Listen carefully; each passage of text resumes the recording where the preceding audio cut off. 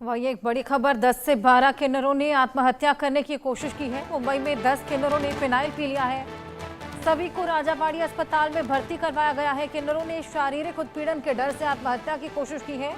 बदनामी से तंग आकर 10 से 12 किन्नर थे जिन्होंने आत्महत्या का प्रयास किया है। बांग्लादेशी किन्नर ज्योति गुरुमा मामले से जुड़ा हुआ ये पूरा विवाद। 10 से ज्यादा किन्नर हैं जिन्होंने फिनाइल पी लिया है। आत्महत्या का प्रयास यहां पर किया है। राजावाड़ी अस्पताल में फिलहाल भर्ती है, इनका इलाज जारी है। शारीरिक उत्पीड़न का डर था जिसकी वजह से उन्होंने आत्महत्या का ये प्रयास किया है। ज्योति गुरुमा मामले से जुड़ा हुआ ये पूरा विवाद, और इससे पहले भी कई अलग राज्यों में किन्नर इसी तरीके से आत्महत्या का प्रयास कर चुके हैं।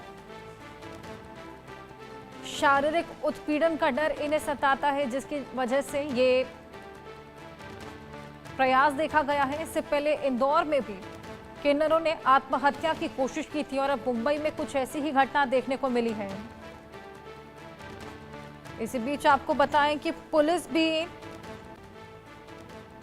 फिलहाल कार्रवाई करती हुई नजर नहीं आ रही,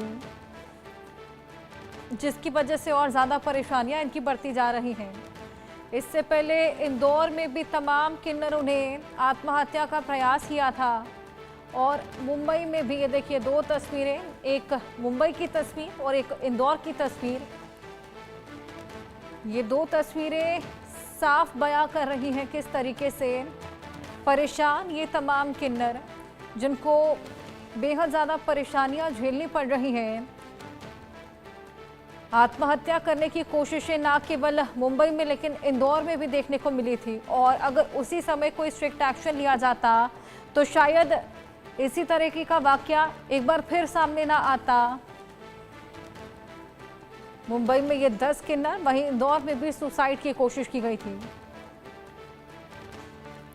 किन्नरों की आत्महत्या दोनों ही जगह देखी गई, सुसाइड की कोशिश की गई। किन्नरों ने जहर पी लिया है, फिनाइल पी लिया है और खुद की जान लेने की कोशिश की। आइए और जानकारी इसको लेकर लें। शाहिद हमारे सहयोगी मुंबई से हमारे साथ जुड़ गए हैं, एहतियाम हमारे सहयोगी इंदौर से जुड़ गए हैं। पहले इंदौर की जानकारी ले लेते हैं। एहतियाम, इंदौर में भी कुछ इसी तरीके का वाकया देखा गया था जो मुंबई से अभी सामने आया है। 10 किन्नर है जिन्होंने फिनाइल पी लिया था। इंदौर में क्या कुछ हुआ था?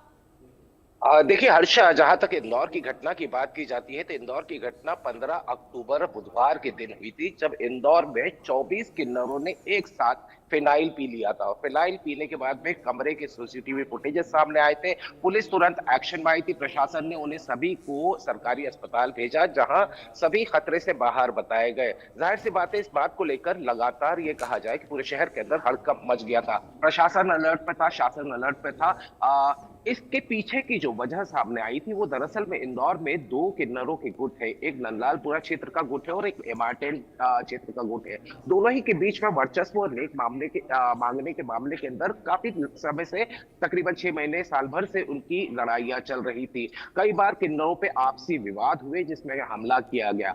इसी बीच में एक किन्नर समूह की तरफ से जो कि एमारटेन की तरफ से, उन्होंने सीधे तौर पे आरोप ये लगाया कि जो सपना गुरु है, सपना गुरु हाजी सपना गुरु, उनका जो ग्रुप है वो दरअसल में धर्मांतरण की कोशिश करता है बाकी के किन्नरों के साथ में, और कहीं ना कहीं उनका उत्पीड़न किया जा रहा है। इस मामले में मध्य प्रदेश इंदौर पुलिस की तरफ से एक एसआईटी गठित की गई थी, जांच की जा रही थी दोनों ही किन्नर गुटों के जो विवाद चल रहे थे उस मामले में। लेकिन एसआईटी की जांच धीमी हो गई, जिसे लेकर किन्नर काफी रोष में थे और लगातार धरने प्रदर्शन कर रहे थे। लेकिन इस बीच में एक घटना और होती है हर्षा, जिसने कि पूरे मामले को इग्नाइट कर दिया।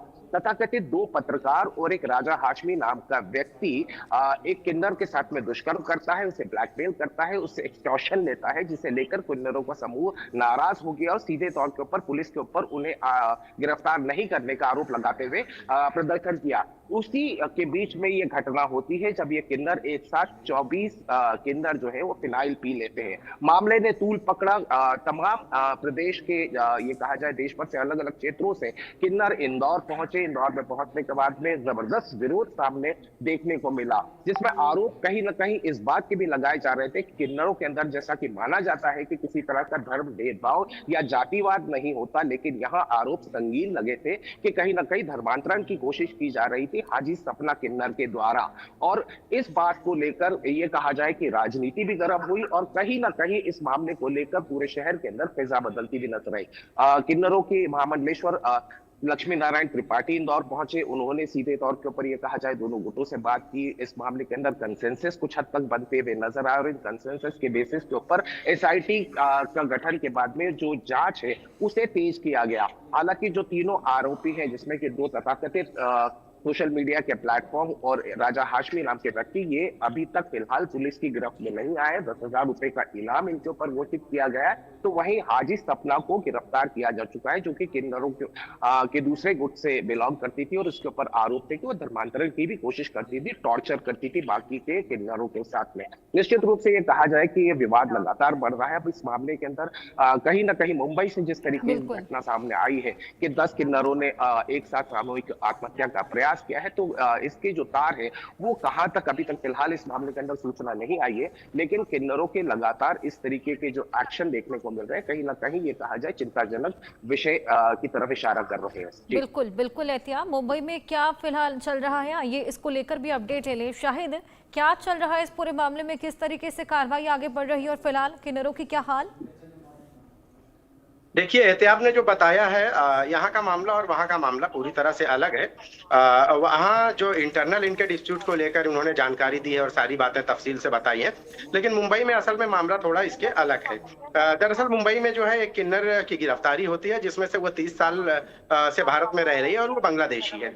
और बांग्लादेशी होने के बाद जो है वो यहाँ 30 साल से रह रही है। उसके बाद जो है कई सारे दस्तावेज बरामद हुए और वो किन्नर बिरादरी के आला ओहदे पर रही है, किन्नर मां गुरु रही है, और उसकी गिरफ्तारी हो जाती है।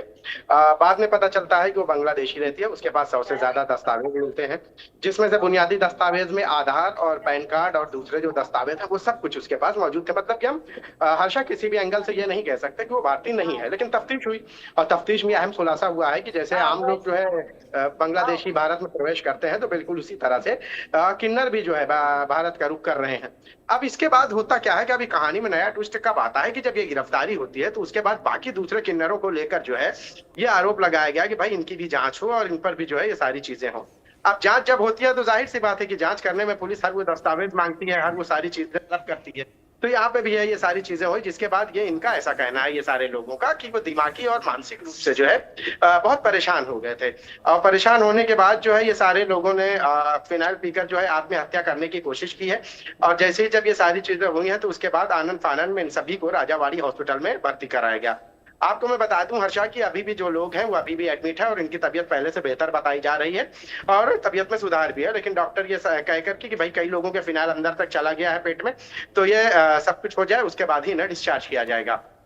बिल्कुल, लगातार कार्रवाई देखी जा रही है शाहिद, और अब आप इस खबर पर नजर बनाए रखिएगा। फिलहाल बहुत शुक्रिया आप दोनों का हमारे साथ जुड़कर ये तमाम जानकारियां साझा करने के लिए। इसी के साथ वक्त एक ब्रेक का।